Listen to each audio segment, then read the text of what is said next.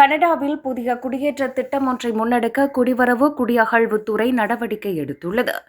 இது திறமையான அகதிகள் மற்றும் இடம்பெயர்ந்த மக்கள் கனடாவில் வேலை தேடி குடியேற உதவும் எக்கனாமிக் மொபைலிட்டி பாத்வேஸ் பைலட் அல்லது EMPP எனப்படும் பொருளாதார இயக்க பாதைகள் பைலட்டை அடிப்படையாக கொண்டது.